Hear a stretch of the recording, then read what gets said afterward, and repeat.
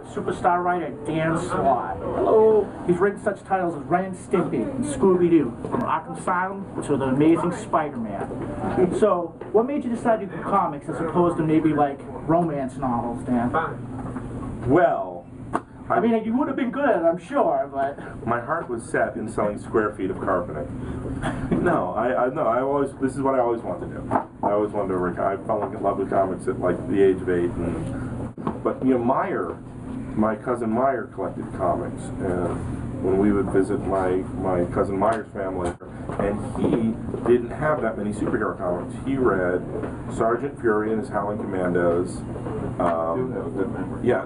Sergeant Rock, Enemy Ace. He read House of Mystery, House of Secrets, Ghosts. So it was all horror and war. Yeah. But he liked Sergeant Fury and his Howling Commandos, so he liked Kirby.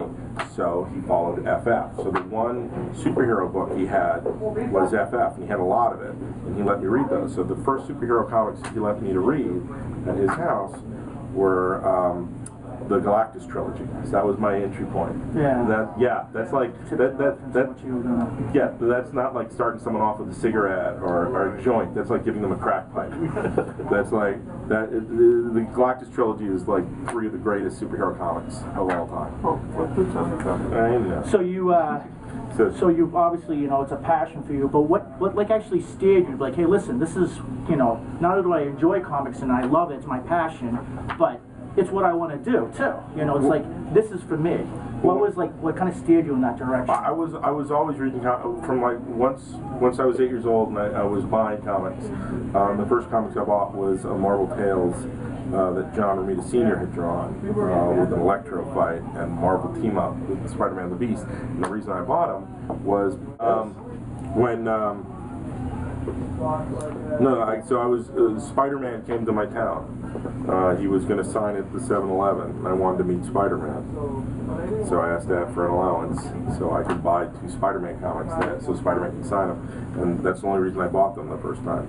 I never thought of like buying comics.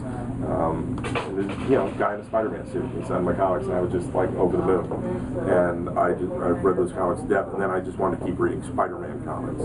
So thank goodness for a man dressed as Spider-Man, because now here you are today writing the Amazing Spider-Man. Yep. And how is it to be able to fulfill a dream of being able to, you know, as a child, now you're writing? It's horrible. It is the worst thing in the world. No one should ever try to write Spider-Man comics ever again. Well, how did it come about first off? Like, how did you be like, okay, you're going to be doing Amazing Spider-Man now? That was a long road. I went to right out of college. I went to Marvel to get an internship, and that turned into a staff job. And the whole time I was doing that, I was pitching stories all the time because I just wanted to write. Yeah. And one of those became a regular assignment, which was the Ren and Stimpy book. And then once I was a regular freelancer, I left staff and started doing it all the time. But the problem was, since Ren and Stimpy was a kiddie book, everyone kind of pigeonholed me into that. Yeah. So everyone kept giving me, like, people came after me for assignments, even from other companies like DC. They wanted me to do Looney Tunes, they wanted me to do Scooby-Doo, they wanted me to, and even people that weren't Funny Animals went, oh, he does good licensed comics.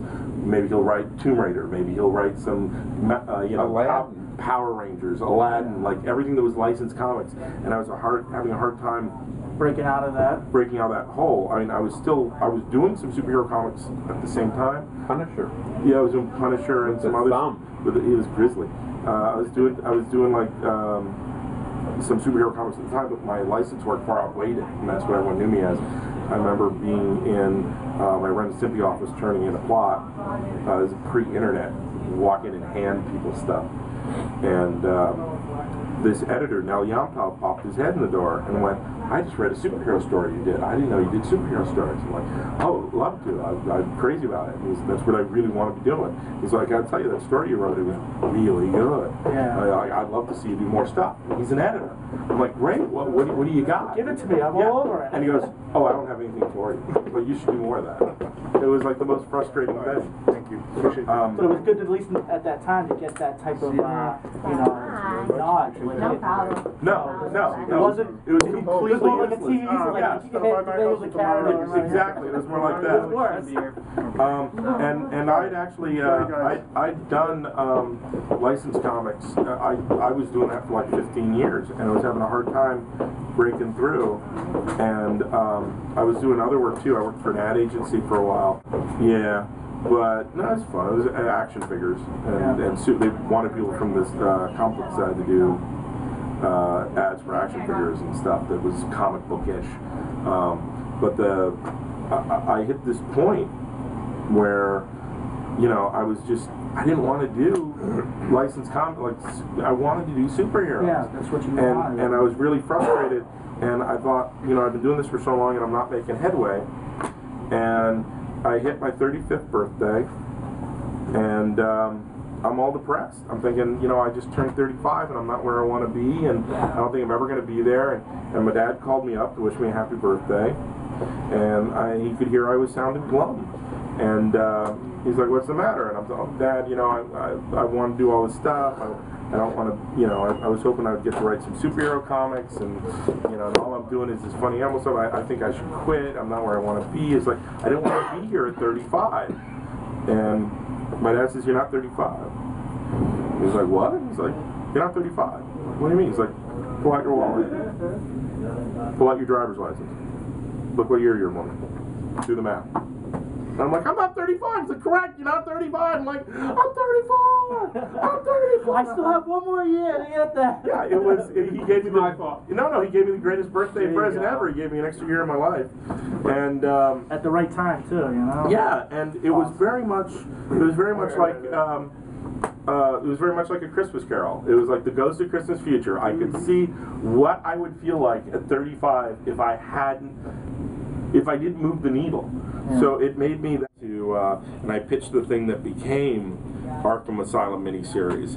And once I did Arkham Asylum, and it was a hit, and it got a lot of critical acclaim, I parlayed that to return to Marvel and said, "I hear you're doing a She-Hulk. You're pitching a She-Hulk book. I want to throw my pitch in the hat. I want to just see, here, this is my take on how I would do it."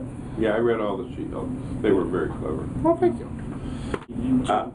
So that's how I broke into Marvel as She-Hulk, and then She-Hulk, led to Avengers Initiative, which led to Mighty Avengers, which led to Spider-Man, and that's where I am.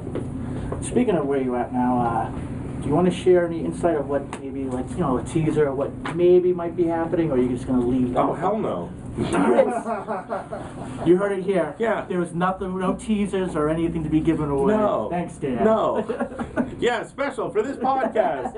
I give you my career. I'm trying to get the inside. But thanks for talking to us, Dan. Is there anything you'd like to plug before we sign off? Amazing Spider-Man. It's a great book. Twice a month. Soon to be Superior Spider-Man. Superior Spider-Man in January. Woo! Make sure you stop by your local friendly neighborhood comics and pick up a copy. A signed copy. There's hundreds of them. Thanks for watching. Bye. Bye.